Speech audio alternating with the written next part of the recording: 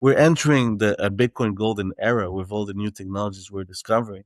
Because for the first decade, Bitcoin was still at least for the first 5 6 years, there was so little capital in the industry that not a lot was getting built. Plus, Bitcoin still had all these early on issues. Now we're getting to the moment where Bitcoin is extremely solid. It's a $1 trillion industry, right, or $1 trillion asset. So I think we're just entering the golden era.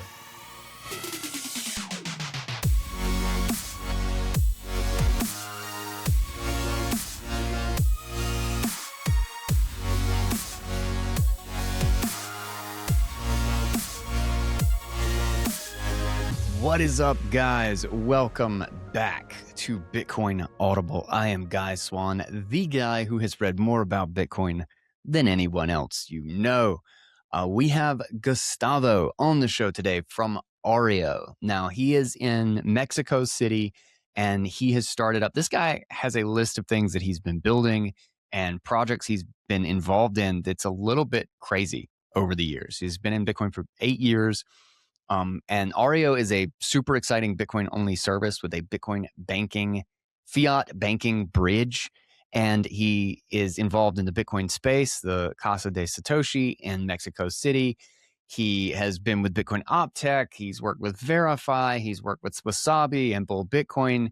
Like, this guy has a long history and knowledge on the Bitcoin culture and the Bitcoin tech over the years. And really, one of the most fun things we get about in this episode is kind of his entrepreneurial mindset and his founder mindset of the principles and goals you have to take in, or you have to hold on to while building something for the long term, so that you actually have a chance of reaching that end goal and staying on mission, I guess you could say. So we will get right into it. A quick thank you to our amazing sponsor. We have Shift Crypto and the Bitbox Nova. I've got the shell here in my trash, but this is the new Bitbox, latest version of the Bitbox. You can plug it right into an iPhone, into an Android, right into your MacBook. And I've always been impressed with their full, like the intuitiveness and the ease of using their entire stack to go from like not holding your own keys to being a sovereign Bitcoiner. And I've been recommending Bitbox for years, for literally a long time. I love the team. I love their product. I've got like, I don't even know, 4 of the things. I have a lot of them, and I have little Crypto Cloak cases, which are really dope. And the new one fits inside the Crypto Cloak cases, just so you know. And so check that out. I have a discount code, Guy, and my affiliate link right down in the show notes that also really helps out the show. So, you can save your sats with my discount code. You can save your sats by putting them on a Bitbox and keeping them safe. And you can support my work and Bitcoin Audible just by checking it out right down in the show notes. And with that, let's get into today's episode. This is Building Instant Fiat to Bitcoin Bridges with Gustavo from Aureo. Gustavo, welcome to the show, man. Welcome to Bitcoin Audible. How you doing? I'm doing really good, man. Thank you for having me. Awesome. Yeah. So I've been keeping an eye on a bunch of projects that I've been making lists or whatever, and been talking to my producer a lot as well on just like new entrants into like the various business opportunities and the basically expansion of the markets and stuff, and providing unique or very targeted benefits or services, right, in the Bitcoin space, because there's an interesting disconnect, I feel like, between a lot of the things that people want to build and what really the people on the ground need, and so why don't you go ahead and introduce yourself, and then kind of your background, how you got into Bitcoin and getting into the things that you're building, before we kind of get into the nit and gritty and specifics on some of the things that you've released recently that kind of caught my eye. Perfect. Thank you. Gee, this is really an honor to be here. So Yeah. my name is Gustavo. I'm the CEO and co-founder of Aureo. Aureo is a Bitcoin-only platform in Mexico and in Latin America to buy and sell Bitcoin, similar to the models that have been we've seen in the United States, such as Rev or Swan or Strike. We're trying to reproduce the same thing in Latin America. So I've been working on Bitcoin for 8 years already. This is my second startup. I was born in Peru, but I grew up in Montreal, Canada, where I encountered Bitcoin about a decade ago. And I was very tight with the Bitcoin Montreal community to the point where I became a co-organizer of the meetup from 2018 to 2022. However, during COVID, even when, because I had already been introduced to Bitcoin and to freedom related ideas, COVID in Canada hit really hard. I mean, the actions of the government in Canada hit us really hard. So I moved to Mexico and I've been living in Mexico for the past 5 years. And Audio is now the startup I have founded in Mexico. After, coming from Canada, the industry is very developed, like in the United States. And when got into Mexico, I saw how many things were missing. So I just wanted to continue the mission down there. I have worked, like I said, at Verify, which was a platform similar to Audio to buy and sell Bitcoin, exclusively Bitcoin in Canada. Then I worked at Bull Bitcoin for about a year. I've worked at Wasabi Wallet until it shut down, mostly on the product and marketing side of things. I'm also a software developer, and after Wasabi, I co-founded Audio, which used to be called Swapito. I'm also a co-writer in the Bitcoin Optic newsletter and a host of the Casa de Satoshi Bitcoin meetup in Mexico City, which is what I believe the biggest Bitcoin meetup and physical space in Mexico, in the whole country of Mexico. Whew, that's a resume. Hell yeah. so Thank you. you actually moved from Canada. Did you move because of the COVID stuff? Yes, 100%. Oh wow. What was the kind of like straw that broke the camel's back there? Like like what was the I think a lot of people kind of woke up, like even my brother's wife went to Canada, left Iran and went to Canada in hopes of like trying to find some semblance of freedom. And then COVID happened and she was just like, oh God. But she was still stuck there because she's from Iran and nobody else wants her. Because she was born on the wrong plot of dirt, apparently. And uh, she uh, it was wild. She got because most of her social circle did not share her opinions about it, and they like basically ghosted her. So she's like no family, no anything. I'm curious, like what it was that uh, kind of shifted your perspective. Like, what was the big thing that stood out? Is like, oh, I got to get the hell out of here, as opposed to just like, oh, I gotta find a better place, or I gotta, you know, what's the isolate in place or whatever it is, like what's the one that made you say, I gotta leave.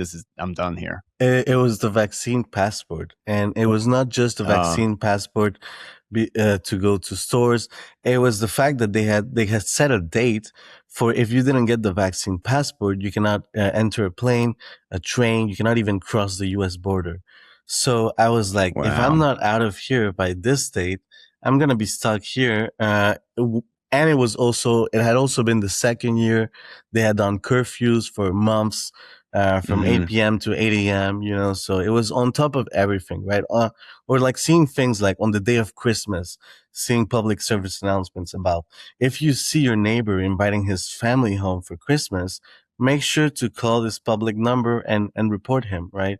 So he can get fined. So things like that. You start to, Oh my and the weirdest god. thing is when you talk to people you knew, you went to school, your family, and they all seem like robots, just repeating the same story, right? So you're like, okay, this is getting out of hand. So it was a whole like year and a half of built up, but the vaccine passport really made it really cut it for me. I had already been exploring. I went to Costa Rica, I went to Mexico, so I already knew. Okay, I got these options. But then when Mm, I came back for the summer and it was the whole narrative around the vaccine passport, it was over for me. wow. How long had you been in Canada? I moved to Canada when I was 8 years old with my family, so I had lived there for about 18 years. Oh wow. Wow. So that was basically home for you. Hmm. Of Wow. course. And you know, Man. I had a lot of luck because I found the Bitcoin community early on, or when I was like 19, 20. So by the time COVID hit, I was already surrounded by freedom minded people.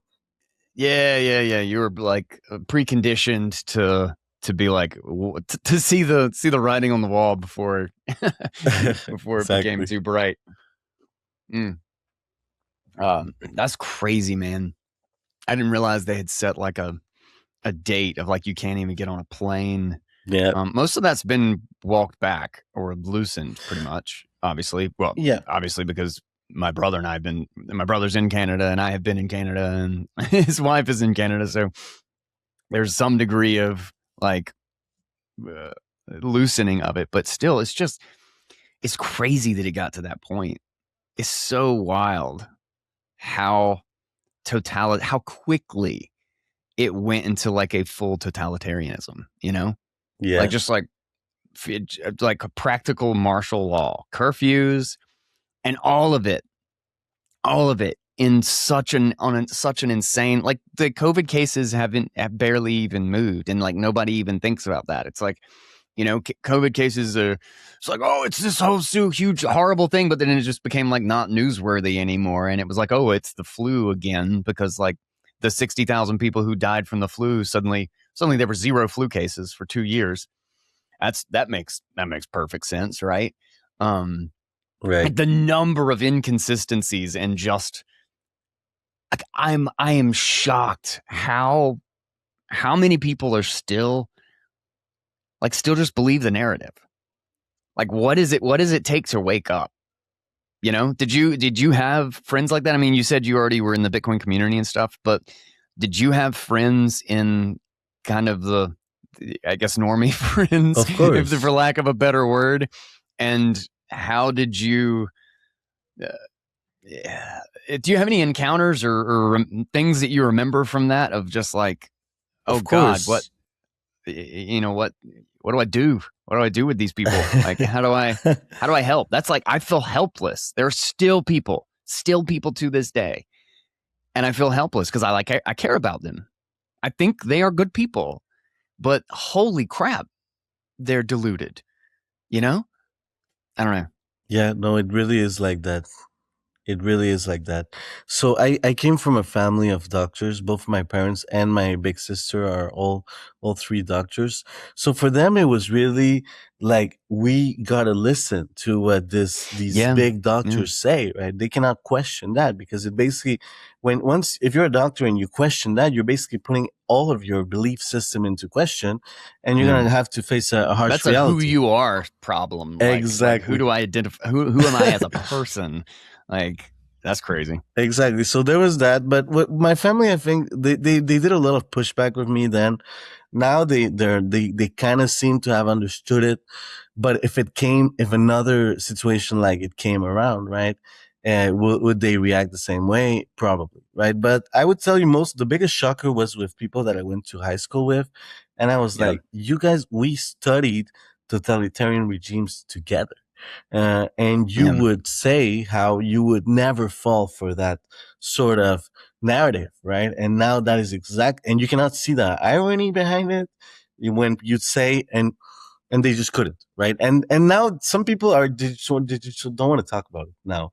yeah. Uh, they There's too much understand cognitive dissonance, and they know that if they get into it, they'll have to see how wrong they were. exactly, And so like there's a vicious like settled anger that like some people like I know that you can't even bring it up. Like they cannot mentally deal with it, exactly, and they just freak out. And it's like do you not did you never stop and wonder what that cognitive dissonance is? Like why you feel that way about it, you know? Um like you should always go towards the things that you are most uncomfortable about, because you should recognize that that is a thing telling you that you don't know, that you know you fear the unknown, so go know. Go learn it. Like I just like why are you oh man, It's so frustrating. It's so frustrating because it's like, why are you afraid to go Right. become something different than you are? You know, it's not like who's got it figured out. Anybody got it figured out? You know, like go learn something. Go debate and defend what you actually think. And if you can't, recognize that maybe what you think is wrong. Like everybody's been wrong forever. Why are we so insecure about being wrong? Like I'm wrong about shit all the time. You know what I mean? How much BS I've 100%. probably spouted on this show. But I figure it out, you know, like that's the whole point. And usually somebody calls me out on it or they'll point me to something that's actually interesting that I'd never dug into. Like, good God, there's a billion times the amount of things to actually learn and expand on than anything we could ever learn. So of course you're wrong. Of course you're wrong about everything. Of course. I don't know. No, I totally agree. And I also think it speaks to the culture of Canada. Canadians are very proud of being obedient. You know, they're polite and Ugh, obedient. sorry. Uh, very What different from the United States, right? So you don't are you talking you about? you kind of have that idea that like, okay, so can if my government was lying to me, which is something that the Americans ask themselves all the time, but here in Canada it's kind of taboo to think like that, right? So if you're like, oh, then and it just breaks your whole sets of beliefs apart, right? I think people are Yeah. scared to walk into that out of their comfort zone because then they would have to put into question all their beliefs, which is the right thing Mm-hmm. to do, and which is very related to Bitcoin, right? You gotta to Mm-hmm. understand Bitcoin, you basically have to put into question everything you've learned before. But yeah, I guess everyone takes their time with it. Some will never, some will stick with Some this, will and never. Yeah. yeah. Yeah. Well, what was the first thing you did when you got to Mexico? Mm, I travel a lot, so I lived in like 6 different cities in Mexico, uh, Okay. Puerto Vallarta, Playa del Carmen, Querétaro. So a lot of beaches versus the center of Mexico. I also tried Yeah. to. I very early on when I moved to Mexico, I wrote about 3 articles about Mexico. The first was about like all the Bitcoin communities there were and everything that related to Bitcoin that there was in Mexico. So there was very little, I would tell you, compared to what we have today. Mexico was basically like one crypto exchange, Bitso, and just crypto narrative Yeah. around everything, right? So now Wow. there's actually a Bitcoin narratives. So yeah, so I was trying to understand what was going on with Bitcoin in Mexico when I got there, and which led me to understand how much work there had to be done. Yeah. What do you think is still most needed kind of in the Spanish community? Because I've been thinking about this for a while. Honestly, we haven't been able to put much work toward it in the last month or two. But you met, you know, Johnny, my producer. Um, we've talked about and we've like kind of laid out some workflows to get a Spanish Bitcoin Audible, right? Like a Spanish version of the show in my voice. But they're all, yeah, you know, they have their, like, they're not bad. They're not terrible, but none of them are great either.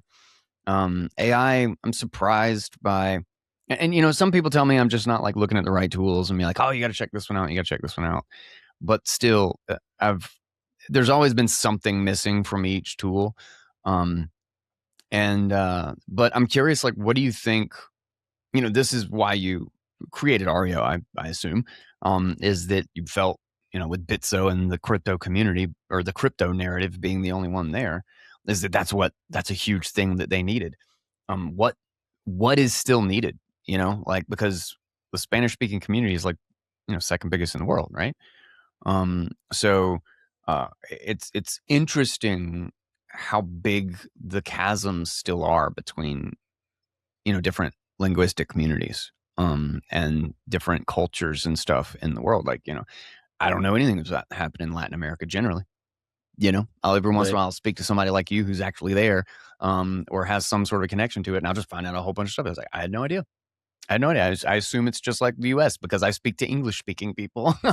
You know, um, so maybe unpack what you see as like where's the chasm that needs to be filled for either something that you want to build or for something that other people could step in and be like, oh, we should build this. You know? Totally. Thank you for asking that question. So I think the first thing to understand is how different each individual country is in Latin America and how different Bitcoin should be approached in these countries. Like for example, if you look at Venezuela, Argentina, you're looking at it from an hyperinflation perspective, right? Capital controls, hyperinflation. Mexico is the complete opposite. The Mexican currency has been basically at the same exchange rate to the US dollar since about more than a decade ago. So, and it has even performed better than the US dollar most of these last years, right? So you wouldn't think Wow. that. But Hmm. you gotta understand those and Mexico has absolute no capital controls, right? You can move money in and out the country without any limit. People are not that concerned about currency depreciation. So you just got to take a different approach to it.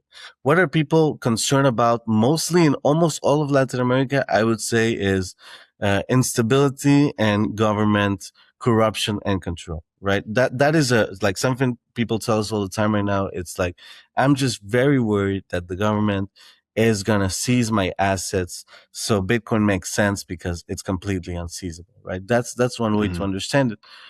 So yeah, so I think that's the first thing. Understand the country, understand the people you're dealing with, understand also the social dynamics and segments of the population. For example, if you go to Uruguay, you have a very equal society. If you go to Mexico, you have a very unequal society. So that is also a big factor to understand how the country works. But let's say if we talk specifically about Mexico, I think what is missing is still not just education, but actually communication of narratives to push against the ideas Mexicans have about Bitcoin. If you, for example, if when my co-founder, he makes a lot of noise on Mexican Twitter, and he gets answered a lot that Bitcoin is simply a scam because I think some studies say that about 10% of the population in Mexico thinks they've invested in Bitcoin, but they've actually invested in a Ponzi that brands itself as Bitcoin investment. This is actually a Hmm. very common tactic in Latin America. A lot of Ponzi say, invest with me, we're going to invest in We Bitcoin love Bitcoin. Buy mining. my shitcoin. It's even worse than shitcoins. It's like it's not even it's a Ponzi website that It's tells a you that literal, just you're centralized website that tells you to get exactly, in it, and it has exactly. nothing to do with it. Exactly. Wow. Latinos are Hmm. honestly Latinos fall a lot for these scams. Even in the United States, all these MLMs, multi-level marketing and Ponzi schemes, they prey a lot on the Latino communities. So that is like an image that people have of Bitcoin, is that it's simply a scam, right? Because their cousin invested in a Ponzi and they associate Bitcoin to it. I would tell you that is very prevalent and Wow. amongst all levels of society. And then people that are actually that have looked into it, they just cannot make the difference between crypto and Bitcoin, right? So for us, that has been really the idea. How can we push against this and separate Bitcoin from all these Ponzi's and remove and educate on this, but also create a narrative around the fact that Bitcoin and crypto are just not at all the same thing and have nothing to do one with the other. So yeah, so I think it's really about education, content, going on media, even traditional media, and being and putting a voice out there to actually represent what is actually happening and not just these fake ideas about Bitcoin. Yeah. Yeah. Are you are you seeing progress in that direction? Like, does it feel like it's moving in the right direction, or does it feel like fighting against the tide?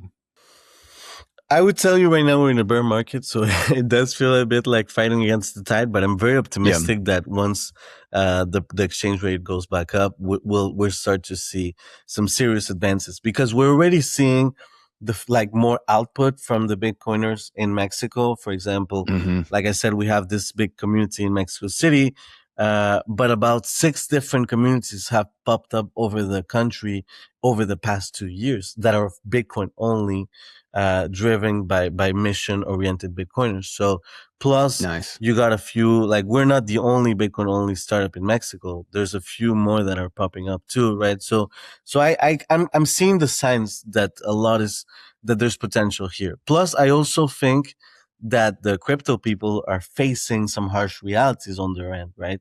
They're starting to Mm-hmm. question even whether, for example, Ethereum has any value. I don't know if you saw that the host of one of the most popular Ethereum shows called Bankless, he even said last 2 weeks ago that he sold all his Ethereum. He still has Bitcoin, but he has completely given up on the idea that Ethereum could be a reserve asset. So that is also creating an opportunity for people like me and communities like ours to basically present our ideas in a moment where these people are asking themselves questions and looking for answers. Yeah, yeah, it's really funny. I watched a Hoskinson, just a clips cut together, right, of Charles Hoskinson talking about some early things, talking about how like Bitcoin doesn't have smart contracts and Bitcoin doesn't have this. You can't put snarks in Bitcoin, or like it just going off on all of these like wing digits and like fancy sounding things, and how Bitcoin can't do all this. So how in the world would Bitcoin win? And it's so funny that like how quickly in the kind of the burgeoning crypto era, I realized that not only do those things have nothing to do with the security or trust in the money, but that those were actually net negatives. Like the more you could do with it, the less trustworthy it actually is. You have a larger, basically, surface, and that you were talking about, or that he was listing a whole bunch of things that it's a perfect demonstration of the mistake between tech, or the false equivalency between tech and money, because it is a tech, right? Bitcoin is a technology, but it is a money first. It is technology for the capacity to create money. And crypto thinks of it like a website. They think it's an app, right? And so if your app has fewer features than the other app, your app is going to lose because our app is better. And it's a complete failure to understand what industry. It's like people in finance thinking that they know money.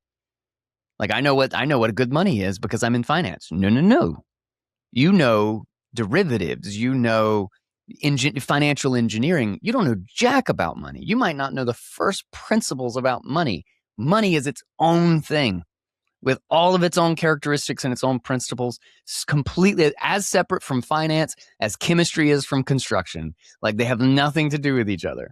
And it's wild to see like the level of conflation and ignorance, which obviously they go hand in hand, right? You conflate it with something you think you understand to try to make sense of it. But, and maybe this is just kind of a general comment on the profound ignorance that everybody has about what money is.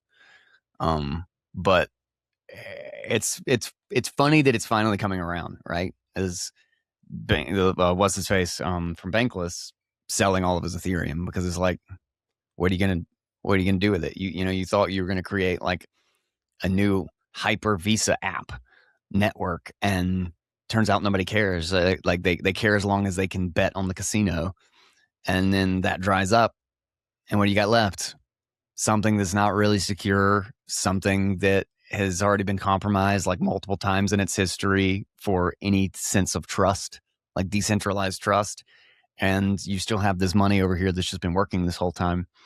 Um, I, I think it's just one of those things. I'm curious your thought on it as somebody who's putting a company out in the Bitcoin only narrative, especially upstream, or swimming against the current, so to speak. I feel like it's just time. Really, is the only thing that actually fixes it.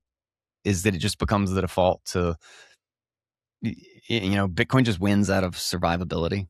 Like after everything else fails, it will still just be there. Well, I couldn't agree more with everything what you said. And I think the first thing to understand between the difference between money and tech is that you can copy tech, right? And that's the hardship these guys Yeah, are facing. Is you that can all copy tech. That's right. all these other cryptos, they're just copying the tech of the first ones like Ethereum. So you find Mm-hmm. yourself basically fighting against copycats where you cannot copy trust, right? And Bitcoin, Mm-hmm. you cannot copy the trust that requires for a monetary system to win. And yeah, I agree. It's really just about time, right? But I also think we can make efforts towards just directing people that want to, that people that are asking themselves questions, be present for them at that moment, right? For example, in Mm-hmm. Mexico, what are those questions? Everywhere in the world, people are asking themselves some questions about what is really going on with this global situation, right? Why is Iran accepting Bitcoin for toll payments? Right? These questions get asked more and more, and to I just see them as opportunities to actually to make a presentation, and maybe I'll convince 2 out of 100, right? I Mm-hmm. don't need to go for the big crowd. I just need to be there in front of people that actually are asking themselves the questions and want to and are open to putting into question their beliefs and actually understanding things of how they are, right? Or for example, in Mexico, like I said at the beginning, a big concern is government authority, because now we're Mm-hmm. undergoing if you know Mexican history, it was basically a one party state for the whole 20th century. And it has had like 20 years of multi parties. Yeah, from 1920 to 2000, it was a single party state. And now Wow. we're going again in the same direction. The new party in power is again making Mexico a one party state. So people are very worried. They're like, okay, what is going to happen here? Are we going to hit? So that's also an opportunity to tell people, yeah, well, your bank account can absolutely be seized. And even all the other assets you have, they're just based on government authority and trust, which can be rug pulled out of from underneath you at any time, right? And Bitcoin is different. So I think we're that in the end, yes, it's just gonna be time, and the world is changing, and Mexico is changing. But if we can present these ideas in front of the people that want to hear them, I think that's the best we can do. And of course, that's what you've been doing. Yeah. Yeah. So with Aureo, this is probably a good segue into the direct to wallet thing. Because this is really interesting, and there's an element of things that you can do with Bitcoin that obviously you can't do with anything else. And I felt like a lot of this has been like really underserved, and most of the finance and like banking side.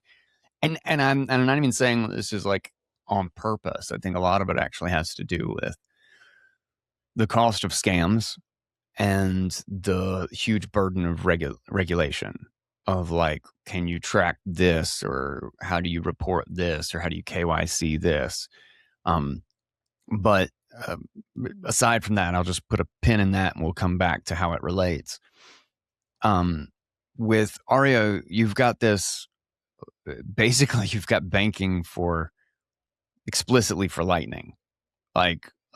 Basically lay out this tool. Lay out this tool for the audience, because this is really cool, and I would freaking love this if like Fold or somebody adopted it, and I might tag Will Reeves in this, and then you know complain at him or whine at him just a little bit in DMs and see see if we can get this. Of course, they should do it. So, um, the idea of audio started when I came to Mexico and I didn't see any Bitcoin only solution.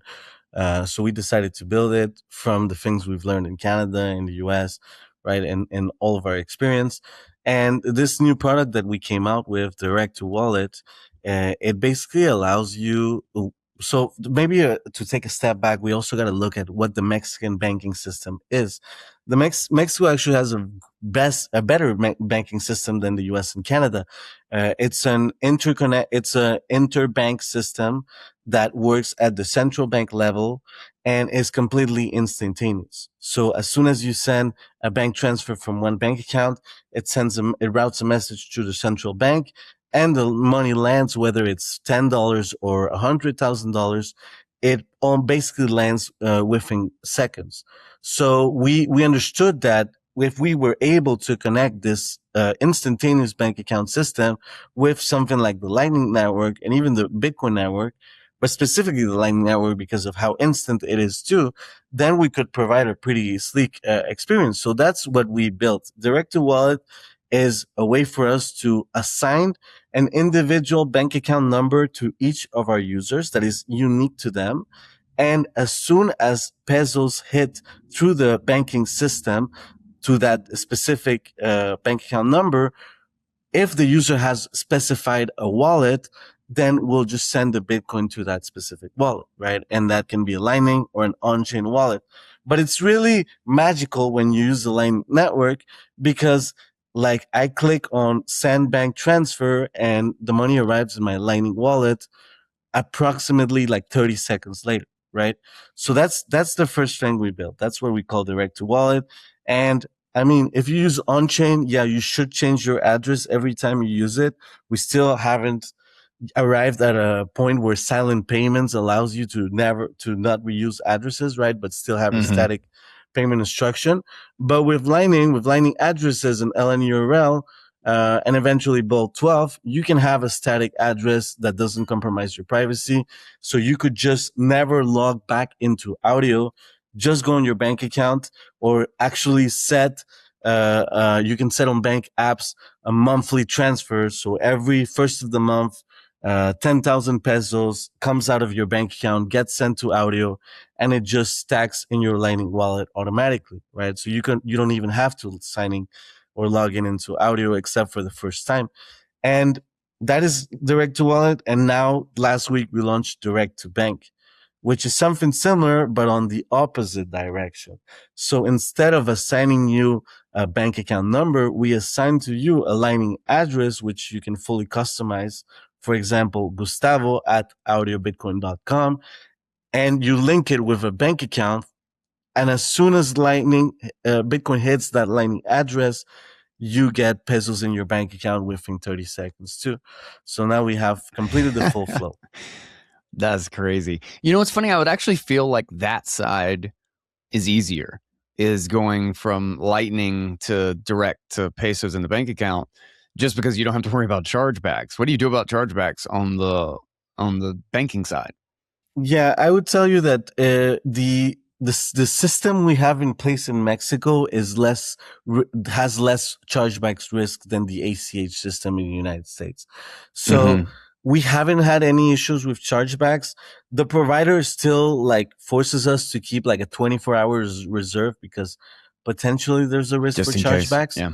But like chargebacks on bank transfers occur I also analyzed this, they occur 100 times less in Mexico than the United States. So Whoa! it's, yeah, like extremely unlikely. Whoa, that's a huge difference. I would have thought like 5 to 10 or something, because I just know it's bad in the US. But is that a vague like kind of estimate, or is that about accurate? No, it's from what I recall, maybe I'm remembering correctly. Sure, maybe there's a gap, right? Like, you know, but it was outstandishly different, right? Because you got to think about first that's crazy. First, I think that this is one of the core things that I understood moving from Canada to Mexico is about how trust, how the society perceives trust, right? In a country like Canada, trust is implied at the institutional level, right? And even at the cultural level. In Mexico, it's the complete opposite. There's no trust in institutions. There's no trust between people, right? From the moment you're a kid, you get told you cannot trust the government, you cannot trust anyone on the street, right? So chargebacks, in my opinion, are like, yeah, you can try to tell the bank, hey, but the bank's not going to trust you, and they're not going to allow you to claim back your funds. So yeah, it occurs way less. There's less process and less institutional trust. That's crazy. As you know, like there's part of me that, you know, trust is kind of the foundation of society, right? Like you have a thriving society in a high trust environment. But it's like that very environment is exactly what produces like scams. It's exactly what produces the capacity and kind of the industrial scale ability to violate that trust. It's like a honeypot, you know? And it's really interesting. Granted, if you have like proper systems in place and you have a proper culture in place, you can actually, you know, keep this at bay for a long time. But cultures rot too. You know, people grow up in prosperity and they just have no contrast, right? They don't even know. They think, oh, I've got it so hard because Facebook censors my posts or something, and they just have no idea what that even means in the context of like real problems that people have as they sit in their Starbucks and like talk to their friends on, whatever their choice of 30 different applications and um on their working on their MacBook. Is you lose perspective. And so like part of me like feels like as trust breaks down in institutions, like I know things will be more chaotic in the US. And they have been and will continue to be probably for a generation. But it's also like this reassurance. It's also what gives me hope for the future, despite the fact that I know it's going to get worse first, is that when we've placed our trust into liars, like into pure corrupt liars, like they don't even hesitate about it anymore. In fact, they kind of openly talk about the prevailing ideology. The establishment really doesn't even bat an eye at the idea of saying like, oh no, we should lie because otherwise you could tell the truth. If you say facts in a certain way, it could make people think differently. It could make people not agree with us because there are a lot of very inconvenient facts. So it makes sense that we should lie or we should manipulate these statistics or we should cover up this data. And they don't have a problem with it. The culture is so rotten that this is totally okay with them. And trust is such an interesting, prosperity is its own, like it's like a feedback loop. It's like that cycle, right? Good men create good times, or strong men create good times create weak men create bad times. It's just really interesting. It almost feels like a lot of the uh, maybe Latin American countries or Mexico or whatever is kind of in like, it's like we're at different parts in the cycle, and like we're crossing. But interestingly, it also seems like a lot of this is merging globally because despite the fact that there are still big chasms between cultures and different language based communities, they are falling away, and AI is kind of accelerating that. So I'm curious, like, kind of how you think of that. Do you think Mexico specifically? I'm sure you think it's in a better place than Canada, otherwise you wouldn't have moved there. But do you think it's in a uh, upward or downward trend in kind of that cycle?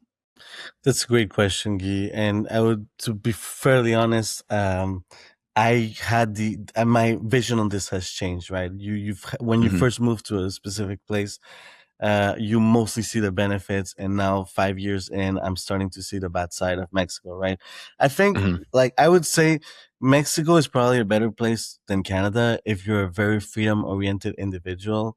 But let's say but if your concern is security, then Canada is definitely better than Mexico, right? There's no Mm-hmm. question there.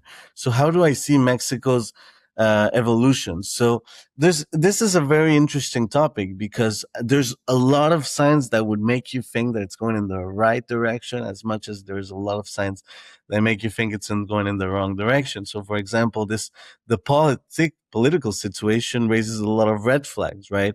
It seems that Mexico has elected this new regime that is very left wing, but also very populist nationalist. So it seems to have created this perfect coalition for ruling the country, very much opposed. Like the narrative, sometimes you listen to them, and it's like it kind of sounds like Trump. These I'm fighting the uniparty state. These old Mm-hmm. conservative liberal elites were just one uniparty, and now the populists have taken over. But from a left wing perspective, and so you see a lot of risk there, right? The one party state, they've completely changed the judiciary. There was like all judges are now elected by popular vote in Mexico. And last year or a year and a half ago, they all got fired and new ones got elected, and all the new ones are completely aligned with the party in power. So you see Of things course they like are. that, right? You see things like that.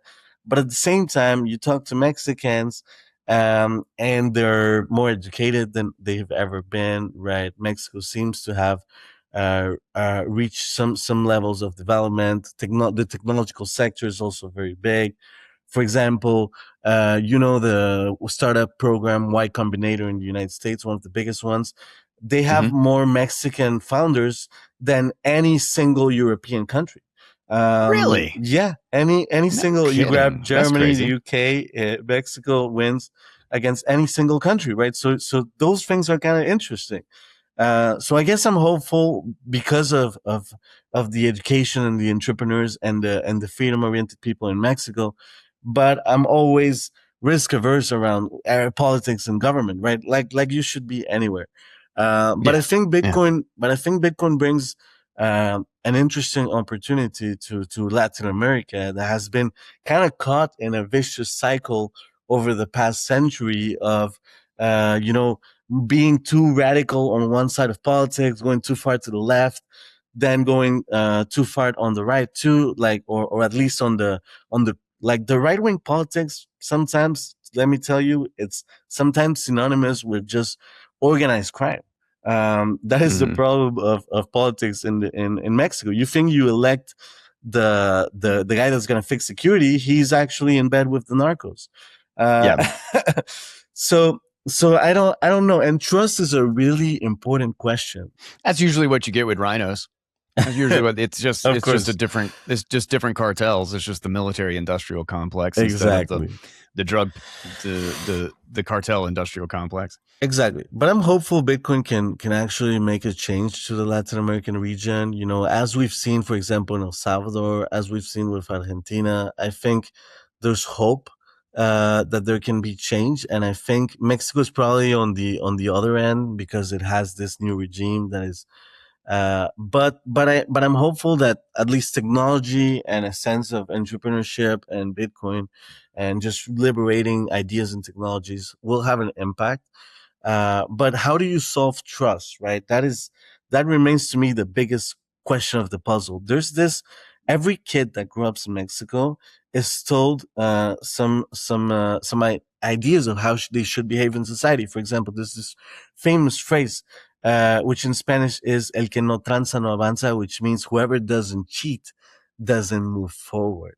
So you're taught as a Wow. kid to cheat Wow. the other guy because it's the only way you're gonna succeed in life, right? So a lot of Mexicans are always constantly thinking life is a zero sum game and they Mm-hmm. have to cheat the next guy. So how do you build trust around a society that is taught about the life is a zero sum game, right? I think the solution is really you got to break the whole thing down apart and you got to build it from a sound money foundation, right? And then maybe you have a shot at building a better future. And that's the vision that I'm trying to push forward.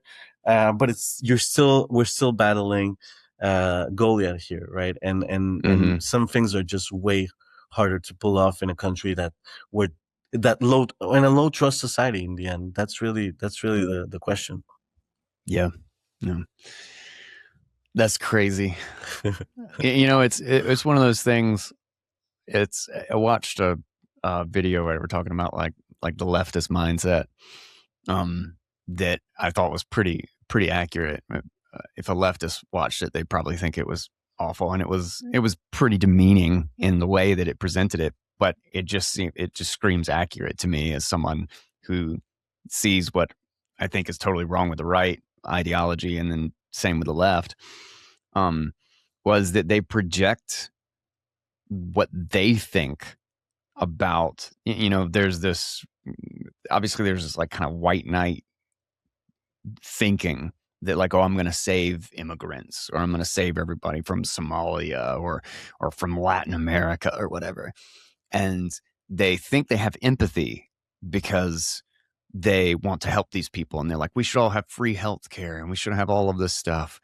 And empathy is when you can actually get into the mindset and understand that other person's perspective and their culture. And it doesn't mean that you feel sorry for them. That's sympathy, right?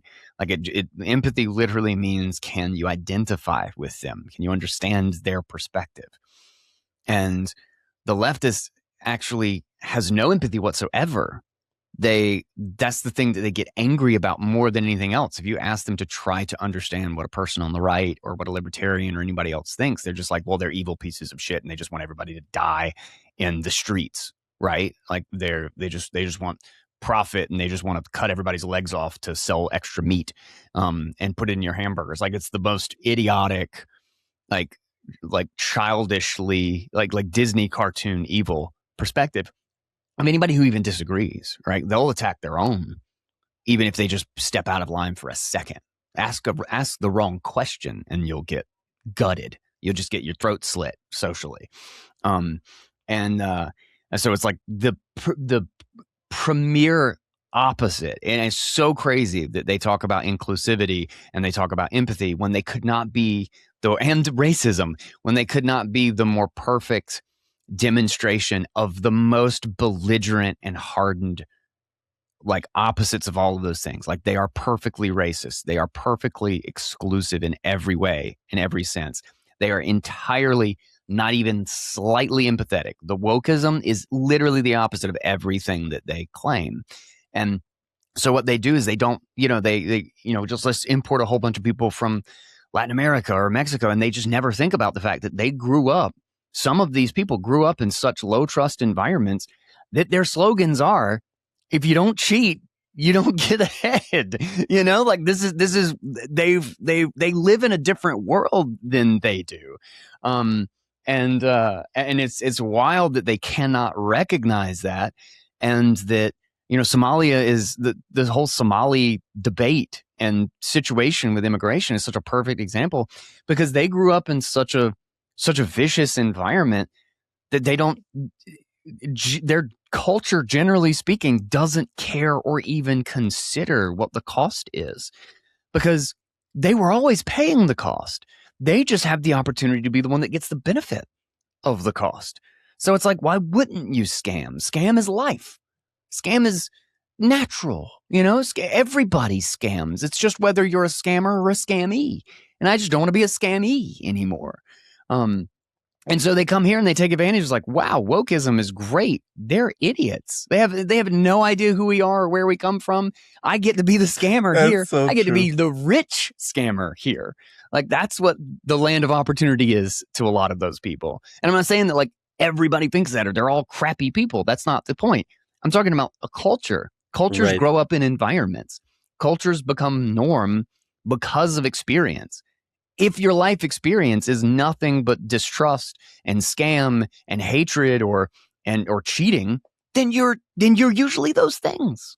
You're usually those things. And the idea that you wouldn't have a filter, that you wouldn't think about whether you're importing the culture or you're importing someone who's trying to get away from the culture because they recognize the problems of it. And to be on either side, to think that, oh, everybody over there must be that culture because they have the same skin color. Like, that's retarded. But in the exact same way, it's like never even empathizing or thinking Right. about what their perspective is or how they grew up. And then just saying, everybody come on, everybody welcome, we'll pay for you. Like, it's just like, how do you not realize the vast, that you're creating all of your own problems. You're creating 100%. all of your own problems. And I don't know. Random tangent, rant, sorry. No, but totally. And I think Somalia is a particularly bad case, right? It's like probably the most extreme case. Mexico is a bit in between. I'm hopeful because I see more and more people that understand this, self-criticize their own culture, and want to That's move awesome. ahead. Yeah. And there's actually a way ahead. It's not like a completely broken state like Somalia where you have basically no hope. Mexico is a sort of semi-functioning society, so there's hope, right? It's like a back and forth, right? As a pendulum, and we're going to swing back. Right. There's movement in every direction, so that means there's movement in the good too. Exactly. So how do you deal with so you've got the La Casa de Satoshi, and I'll ask the same question that I asked the guys at the Colorado space. How the hell do you do that and have Aureo? Like, how do you, like, that just seems like a insert, like, just such a huge thing. How do you deal with the cost? Like, do you have like membership? Like, that just, it like I've felt and like have wanted to do it, but all I can think in my mind is that like I have to have a profitable business in front of it, like a cafe or a something that I can basically make as like a loss, have the Bitcoin space as like a loss leader or something. Or I've thought about doing it as like a community thing, is, you have a gym and you have your membership or whatever gets you a whole bunch of things that may or may not be related to Bitcoin. They're just about the community side of things.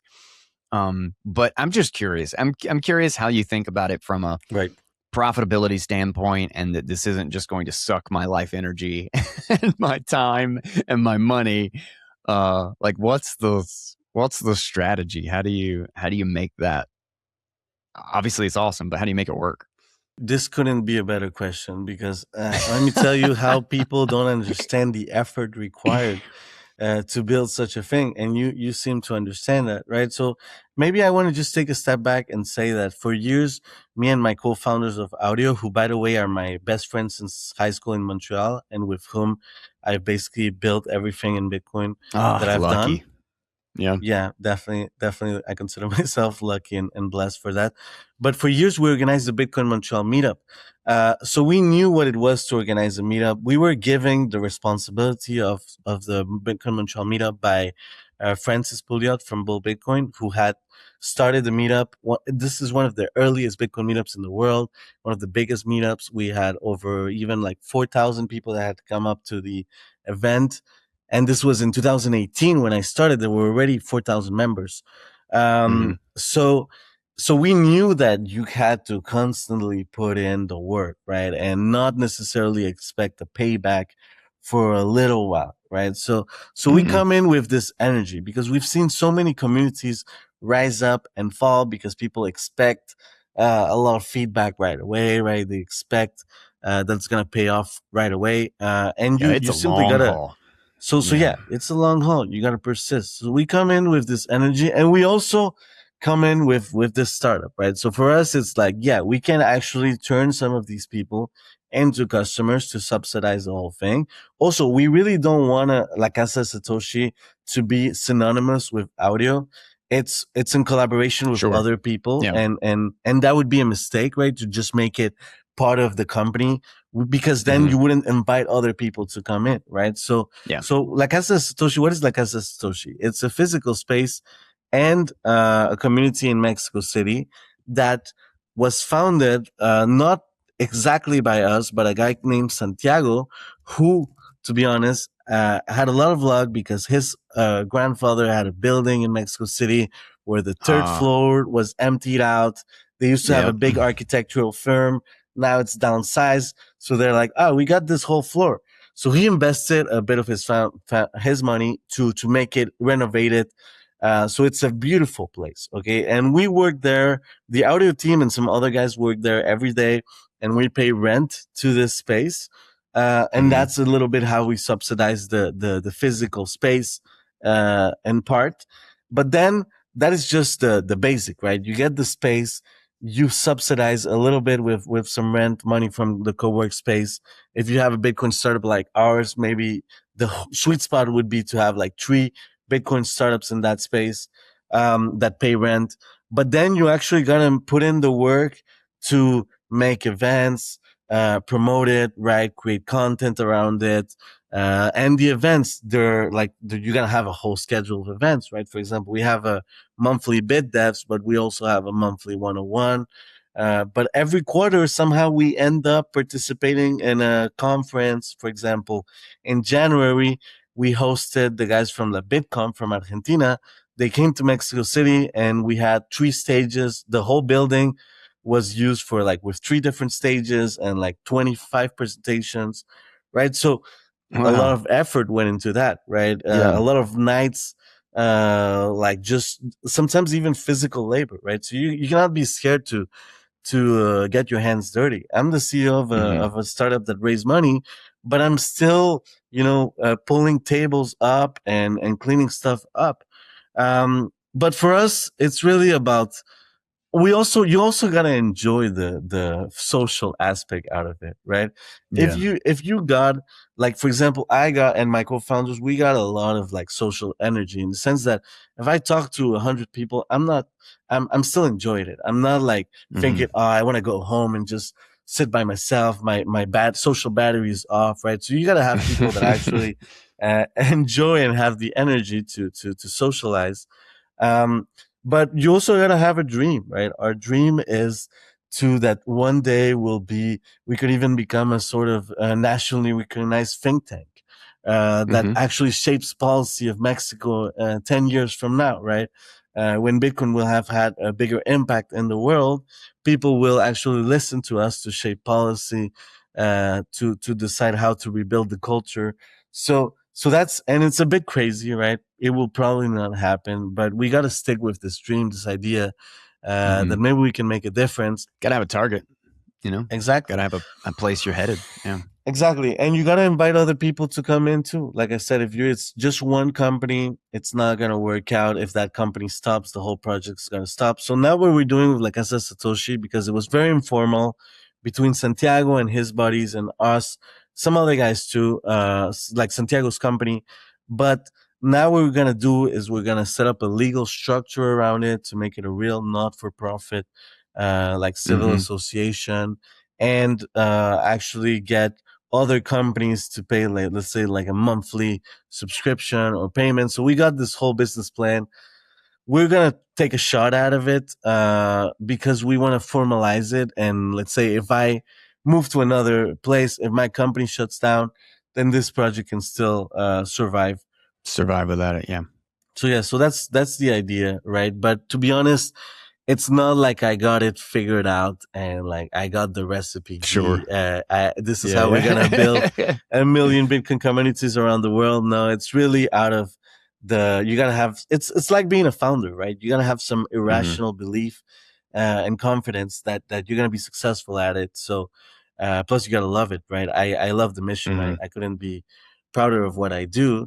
And yeah, I also want to say that there was this bar in Mexico City called the Bitcoin Embassy Bar that this girl Lorena Ortiz founded about 5 6 years ago, who Hmm. had built a Bitcoin community there, and she shut down a month before, like, as Satoshi opened.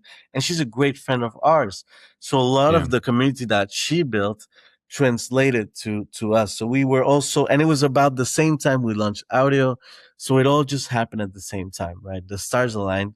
Passing of the torch, right? Exactly. The stars Yeah. align. So we also, there's also a luck component all the time. Yeah. Yeah. Dude, it's funny. You mentioned being a founder and you have to have an irrational optimism. Uh, is It's funny because you say, and it's my inclination too to call it like an irrational belief that you'll succeed, right? Because generally speaking, against all odds, likelihood is no. And uh, but it's also funny. You can kind of think about this from first principles, but I've also seen like people explain at length like why it is. It's like no, the irrational optimism, the irrational belief that you're just going to take over the world or you're going to succeed isn't even, not only is it not irrational really, you you actually can't succeed without it. Like there's no way for you to hold the perspective necessary to make the decisions that would need to happen for success. So it's quote unquote irrational optimism isn't simply like a convince yourself that you can succeed. You will not succeed, whether or not probability all aside. You will simply not succeed if you do not hold that irrational belief. And that's a little bit why entrepreneurs are all a little bit psycho. I think there's like just a little bit of, Of I don't know. course. It's like partial autism, partial insanity. Like it just because holy crap, man! If especially like what I've been doing for the last 2 to 3 years. Um, oh my god, if I wasn't I mean, at some point, I guess I will have to throw in the towel and switch gears if it doesn't make a return. But man, you have to be crazy. Like you have to be a little bit nuts A little to bit. to actually pay the price to go the full the full stretch to some sort of conclusion just to see if it's going to work. Uh, Right, because you could just get disappointed and give up so many yeah. times, right? Like, let me tell you, Oh, we've I've been done. there like 4 times. I've been there Me like four too. times. Of course, like I've done meetups What was your where, most epic? I almost gave up. well, I mean, I sort of gave up my first startup, right? We had a startup in Canada called Verify. We had a platform people can buy and sell Bitcoin back in 2019, 2020, and so like and was Bitcoin only, self Hmm. custody, concierge service, right? Kind of what the Swan and the Unchained guys succeeded at later. We had built this, but and then we associated with Bull Bitcoin, and to be and that worked out for a little while, but it wasn't the same as just being a founder. So when I Yeah. tried to like repick up, I thought the momentum had passed. You know, you kind of have the idea sometimes they're like, maybe it's too late. Maybe all the exchanges in Canada are already shaped Hmm. up and I'm not gonna make a difference when it was actually just the beginning. Like Hmm. these most of the companies that are the biggest one in the Bitcoin only ecosystem today barely existed then. Hmm. So now I'm just always convincing myself, like if I get tempted to have the idea that like it's too late, a bits already dominates the market. People are not going to change their mind. Nobody cares about Bitcoin. They just want the quick money. If I when I get these thoughts in my head, which they obviously always pop up, well, I just gotta like once again pick up that irrational optimism of like, no, this is just like I was telling myself 8 years ago that it was too late, but it obviously wasn't, right? So I Hmm. still think we're at the beginning of this Bitcoin journey, and I always gotta remind myself of that and remember what I felt then and what happened after to get a better perspective of how I'm going to feel a few years from now, right? Versus today. Also, for example, once I lived in Querétaro, which is a smaller city than Mexico City, and I used to organize Bitcoin meetups there. We had this Bitcoin Querétaro meetup. Three people would show up, right? And it would be very disappointing to go from Montreal crowd with 100, 150 people to actually get like three guys, my founders and like two other guys show up to a Yeah. Bitcoin meetup. And it's like, what? So we moved to the big city. That was part of the solution. Hmm. But yeah, you just got to keep going. Yeah. And one day it'll pay off. And if it doesn't, at least you had fun, right? That's Yeah. really it. Yeah, and it's probably a good example too that you verify your other company is that you're now doing the same thing a second time, right? Like learning what didn't work the first time, but headed towards the same goal. And you've got a really interesting and what seems like a pretty unique tool in the whole space is that like you can just send money to a bank account and it shows up in your Lightning wallet. And I can send Lightning wallet to an address that's associated with my bank, and then boom, it's there on my card. It's there in the bank. Like that is pretty wild. That's pretty awesome. Thank you, Guy. And I'm curious too. What do you do on the Lightning side? Do y'all use? eh, I could be confusing projects, but do you guys work with the Breeze SDK? No, we actually work with Lightspark. So Lightspark. Okay, well, that's what Breeze SDK uses, right? Is Spark, or no? Is uh Lightspark and Spark are different? yeah, exactly. So Lightspark Okay, is like an okay. enterprise product Damn it, similar. names. Damn it, people. No, but it's the same company. Lightspark and Spark is the Oh, same is it? company. Yes, yes. Okay, okay. Just Spark is their like state chain layer two Mm-hmm. project, and Lightspark is their enterprise API, right? So we use Okay, okay. Lightspark. To be honest, this would be a great content piece if someone is listening to this comparison of Lightning, like system enterprise system for Lightning, right? You Mm-hmm. got River that provides like the Lightning service, but you also got used to have ZBD, not so much. Lightspark, Voltage, Amboss, right? And it's a bit opaque what is the best for such a use case. Lightspark is pretty good. It's what like the biggest exchanges use, right? So it Mm-hmm. works well if you don't want to bother managing liquidity and things like that. Mm-hmm. So yeah, so we use Lightspark for all Will Lightning. will it do splicing for, or does that depend on like what the user has? Like say, let's say I have a Lightning wallet with my channel, right? Um, and I try to receive $300 worth out of the bank account, and I've only got $200 worth of liquidity. What actually happens there? Does it just notify me and be like, you need more liquidity, or like how does that work? Yeah, exactly. So that's really on the user's end, right? We cannot Yeah, because yeah. that's the Obviously, incoming if it's self liquidity. custody, you can't really do anything with it. But yeah. Right. I would tell you that the sad reality, Guy, is that Lightning is mostly used in a custodial or semi-custodial manner, right? So Yeah. we haven't encountered that much those situations because most people are using non-custodial, like custodial setups, right? So where the Mm-hmm. big provider or semi-custodial ones or like guided ones like Phoenix, where they receive it and Phoenix manages their liquidity, right? So, but yeah, Mm-hmm. technically if someone was receiving it on their own node, they would have, and they have an incoming liquidity issue that would be on them.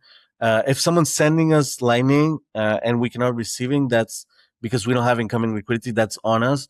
But it has never happened because Lightspark like manages all that by themselves. And yeah, Mm-hmm. Lightspark is based on LDK, and it's actually the Okay. founder of Lightning, Taj. The guy Mm-hmm. that wrote, Yeah, he's yeah. one of the engineers that built the Lightspark setup based on LDK, Oh, which is nice. like Okay. based on Rust Lightning. So you get all the Mm-hmm. benefits that are from Rust Lightning and LDK. You basically get them under the hood in Lightspark, which means uh, like splicing and things like that. Nice, nice. Yeah, I've been really impressed with. I'm pretty sure Phoenix uses the LDK, if I'm not mistaken. Now, Phoenix has its own implementation called Eclair, which is one of the four main Oh, that's implementations. right. Oh, wow, that's right. I forgot. Yeah, Man, it's so hard to keep up with what tools being used where.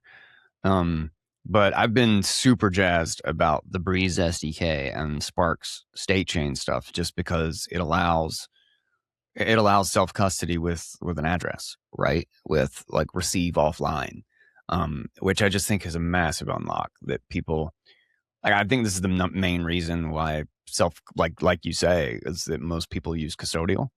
I really think that's it because like I don't. If I'm not using Wallet of Satoshi or I don't have a start nine, it's just always online with channels and stuff. right. I can't receive. I can't receive. You know, Exactly. um, and like that kills. I mean, there's your feature. There's your feature gone. You know, like there's the whole idea of direct to wallet gone if you don't have essentially a custodial thing with the DNS and all that stuff. Um, Right. and uh, it's interesting. I'm curious. I'm curious your take on this. Is how you see because you're building for self custody, right? You're building for direct integration and to basically give the Bitcoiner experience, making it possible. So, how do you think about the fact that so many people are using custodial? And do you see this as a step in the wrong direction? Do you like what's your perspective on this? And if you want, I can kind of give you some of my own thoughts afterward. But I want to get your take on where the state of lightning and custody and all these things are, because I think most people are just like super poo poo about it. They're like, oh, it's Right. terrible and lightning's not, none of the promises of lightning are even working and nothing's being fixed. You know, we're just getting fiat with different branding. I think that's wrong. But I want to know, I want to know how you see it, especially from the perspective of a builder and somebody with a company having to use these things hands on. Thank you for the question, Guy. So the way I see it from watching, I have multiple perspectives because I told you I also write the Bitcoin Optic newsletter. So I got Mm-hmm. that perspective too. But from like founding audio and having users use Lightning, from what I'm seeing is yes, there's it's mostly custodial, right? People are using the custodial ones, but there's a new wave of wallets that are using, let's say, the Breeze SDK of similar technologies, where they're actually holding wallet funds in either Liquid or now Spark and now Arc even, right? And that I think is Mm-hmm. really cool, right? For example, the I use Blitz wallet a lot, which behind the doors it kind of uses either, if I recall correctly, Arc or Spark. So it uses Lightning to receive, but it holds the balance and Arc instead of having to deal with channel liquidity.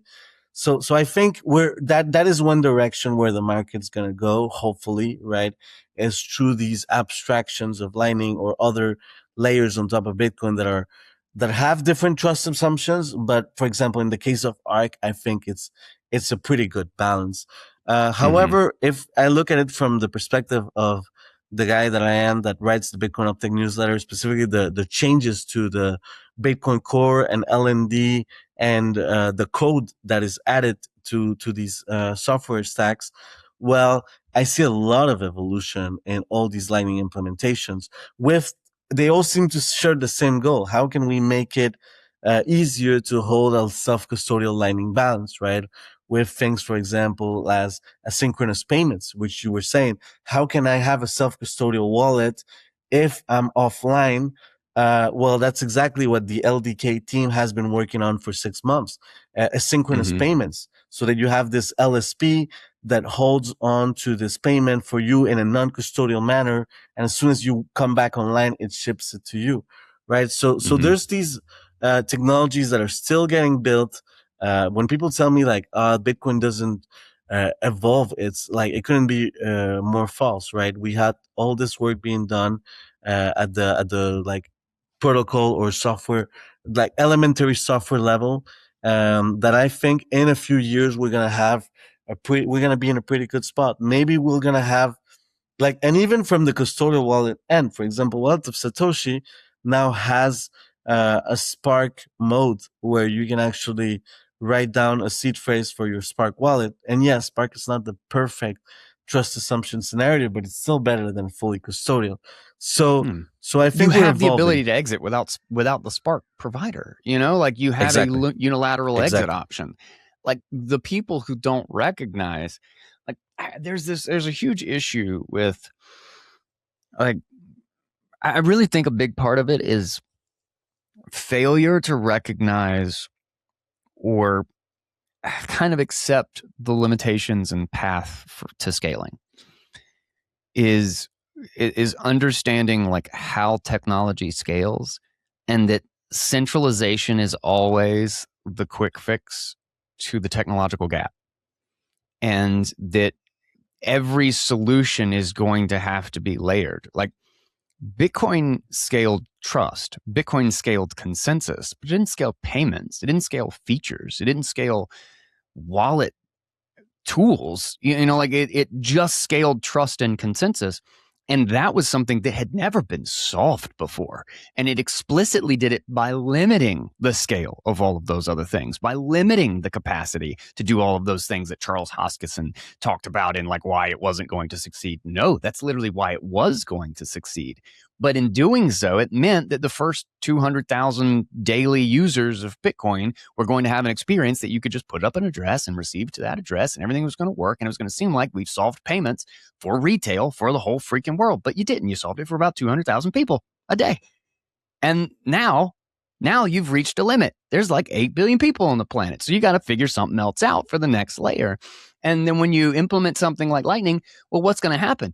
Well, it's going to be custodial. It is first going to go to custodial, especially if it requires an always online entity, because it's going to enable a way for instant and feature rich payments between all of the institutions that do have to stay online, between the ones that do have to have payments. Think about the fact, like people who say it was like, oh, it was supposed to disrupt Visa. Well, it kind of is from the business perspective, not the user perspective. Like the service provider is their relationship is being disrupted because the service provider actually owns the money they get.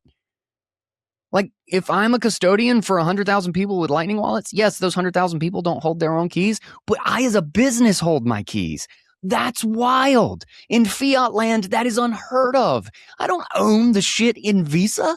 I don't own the shit in my bank account. I don't own the dollars from the Federal Reserve or the pesos from the Mexican Central Bank. I don't own any of that shit. I can't own any of that shit. But the idea that the next layer down can actually obtain sovereignty and then provide sovereignty derived services to people in a way that they've never been able to access from any other entity or institution anywhere on earth, because it's the first time we've had a consensus network that could provide such an insane thing. And then not to realize that, like, oh, well, then you figure out how to get unilateral exit and extend the supply guarantees down to the next layer, and you build something like Arc or Spark or state chains, like that's when, and then suddenly you do have, like, we're what, 16 years into this, almost 17 years into this, and holy shit, we're getting it to the user in a unilateral way that ensures the scarcity and the security of consensus. That's a fucking huge win. That's a huge win. I just like to be not be optimistic about the tech and the systems and the networks is unbelievable to me, just because, like, a lot of people are on custodial lightning wallets. It's like, well, no shit. Like, it's two of 15 layers that we have to build, like, we're talking about replacing a monetary and financial system for the world. Do you have any idea how many moving pieces there are in that fucking thing? And, like, we're starting from zero. We can't use any of that shit. We're starting from zero. It's like we're going back to, we invented a new type of metal and now we have to start with trains. And it's like, well, nobody's flying around on jets yet. It's like, well, no shit. We're still building rails. But anyway, long rant, but I'm shocked by the number of people who were like, feel hopeless. They're like, are giving I up, agree. It's like, man, the race hadn't even started. Like, we just got the first lap. This is the Indy 500. We are one lap around the damn track. Like, this is going to take generations.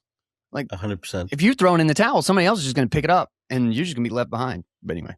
100%. No, I couldn't agree more, Guy. And this is what I tell people. People tell me, but like the things you cover on Bitcoin Optic, they're kind of boring. Like, they're not these Yeah. ZK snarks, cool features like on the Ethereum newsletter. But I'm like, that's exactly the point. Like, this is so important that you gotta build every little aspect of it very carefully, even as boring as it might be, because this is just so important. Yeah. Yeah, I couldn't agree more. But I'm very excited of what we're doing in the community space with like Casa de Satoshi, where we're building with Aureo. This is not only this is just our first products.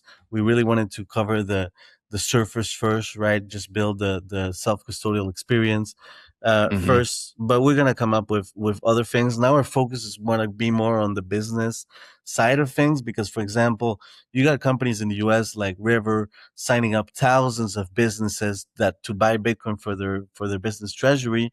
In Mexico and other countries, I see absolutely no business adoption. People are kind of scared. Like, how does it work fiscally, right? Things like that.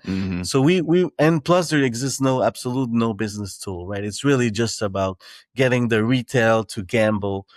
So people, even the crypto companies, are not shipping business features, but we think we can make a difference there, right? And just in the whole space, everything that I'm seeing lately, I think we're in a bit of we're entering a Bitcoin golden era with all the new technologies we're discovering. Because for the first decade, Bitcoin was still very, at least for the first 5 6 years, there was so little capital in the industry that Yeah. not a lot was getting built. Plus, Bitcoin still had all these early on issues. Now we're getting to the moment where Bitcoin is extremely solid. It's more than it's a $1 trillion industry, right, or $1 trillion asset. So I think we're just entering the golden era. Yeah. That might be a good place to end it. I've got a couple things, and I know somebody's about to be here with the construction team, so cutting it a little bit early. But I wanna know any last thoughts. I love that we're about to enter the golden era of Bitcoin, because I kind of feel the same way. I'm like, the people who are kind of like depressed or like acting like we've lost something, or like, I'm just like, nah, man, we've just started winning. We just started winning, it might not feel that way because like the price, or you're focused on politics every day, Right. whatever it is that you care about. Like, what are, that's your choice, like what are you choosing to pay attention to? Um, but I'm curious, any final thoughts or anything you want to point people to, or maybe if you wanted to, I'll phrase it this way: if you wanted to give the audience something to take away, like a little bit of perspective or something that they want to walk away from this holding on to, what is that piece of advice, or what is that that perspective?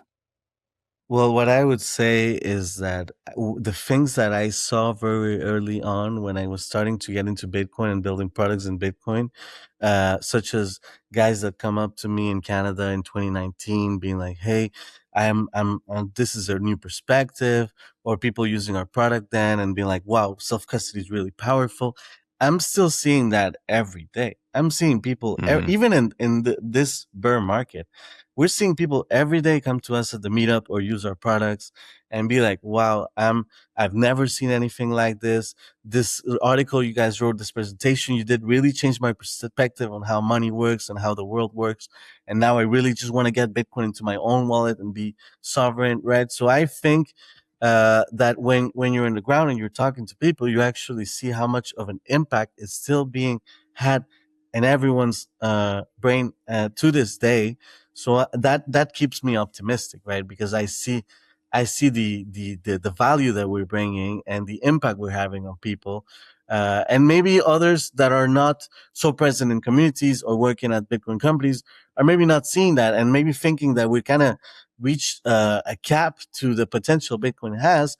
When I would absolutely disagree with it. So I'm expecting, and in the next bull run, I'm expecting an explosion of interest. The idea that retail has capped its interest on Bitcoin, I disagree, right? I think we're still in the early days. I still think we got millions of people that are going to turn into Bitcoiners over the next few years.